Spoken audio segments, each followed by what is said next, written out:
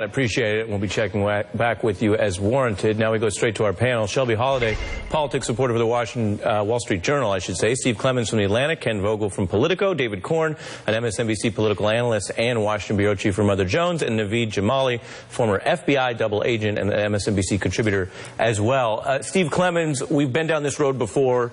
We get these claims of responsibility. Put it in context for us.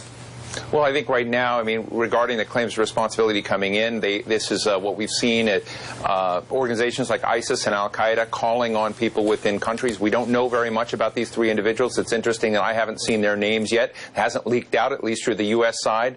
But they have called people to action, to basically grab knives, trucks, take action, and move forward. And I think that is what open societies are dealing with, and the UK responded, I think, the authorities brilliantly, powerfully, and compellingly, and I wish our president was applauding that.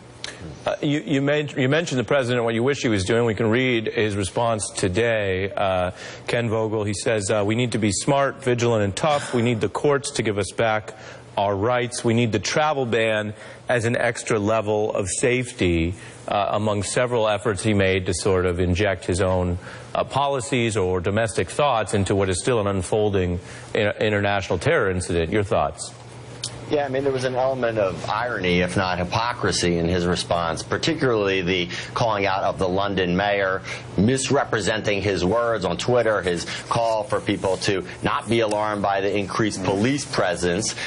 Trump is one who famously lashes out about his words being misinterpreted and taken out of context by the fake news media and by critics. Here he is doing the same thing to a foreign leader at a time when he should be expressing solidarity. In fact, he subsequently expressed some solidarity, but nonetheless, he just couldn't help himself taking the shot at this mayor with whom he has had a long-running feud, including over the travel ban, which is not a ban, but he just admitted that, in fact, it was a ban. Right. And Shelby, I mean, the short answer to the president's feud with the mayor of a foreign capital is, who cares?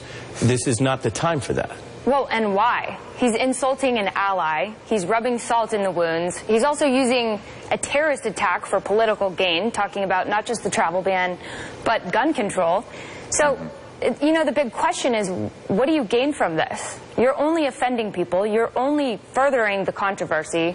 It even went down the chain. There were people within his White House, Dan Scavino, also tweeting about this attack and criticizing the mayor of London. So politically, it just doesn't make much sense. It may fire up his own base, these people who went wild for him at rallies and liked that he wasn't politically correct.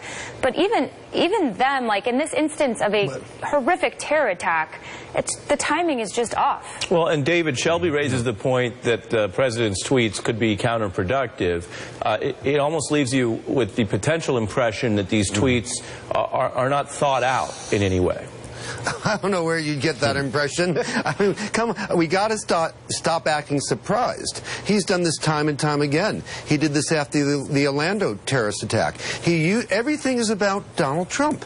Whatever happens in the world, it's about Donald Trump. His first impulse is to say, my policies are better, and that's why we should have a travel ban. His second impulse is to continue a feud with the mayor, while the mayor is in the middle of dealing with a terrorism attack.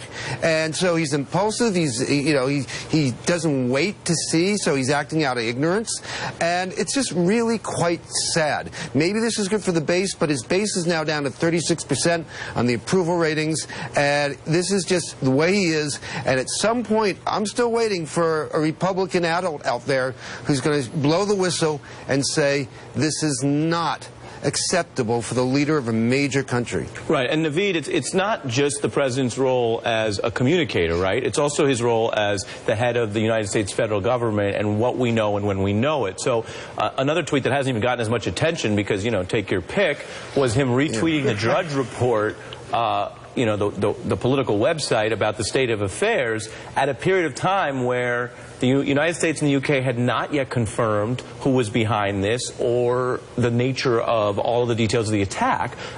Given your law enforcement experience, how do you view that? Well, I think that the reality is there is a gap that exists here, whether it's law enforcement or intelligence, and that gap, unfortunately, sits right between both, where one ends and the other one begins. And the reality is that, as we saw with San Bernardino, as we saw with Miami, as I suspect we'll see in the UK, in many cases, these are people who have not committed a crime until they actually commit this horrible attack, and that means that law enforcement in many cases doesn't have the legal authority to effect an arrest. On the intelligence side, we're looking over the horizon. The intelligence community, as we've seen with unmasking, they can't necessarily just take signals intelligence and effect an arrest either.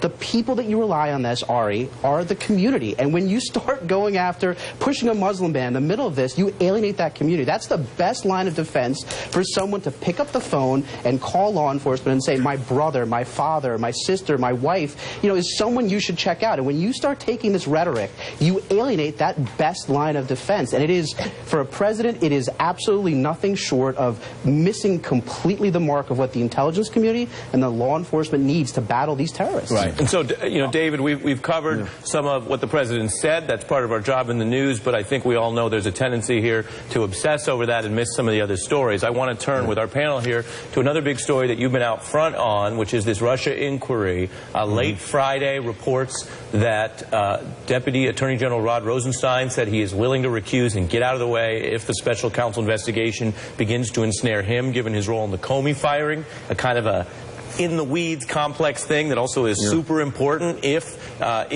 Mueller ever finds that there was some sort of misconduct in the removal of the FBI director. He testifies Thursday. I want to read from your reporting for the benefit of our viewers as well. David, you write, Trump actively and enthusiastically aided and abetted Vladimir Putin's plot against America. This is the scandal. It already exists in plain sight. What do you mean by that? Well, thanks for referencing that, Ari. What I mean is we see from the Trump side and from the bots that favor him on Twitter and the Breitbart organizations, they keep pushing this point, there's no evidence of collusion. Well, there may be, there may not be. Certainly nobody with any insight in terms of an FBI investigation has declared that definitively. But what we have seen and what we do know is that long after it became a public matter, and even after Donald Trump was briefed on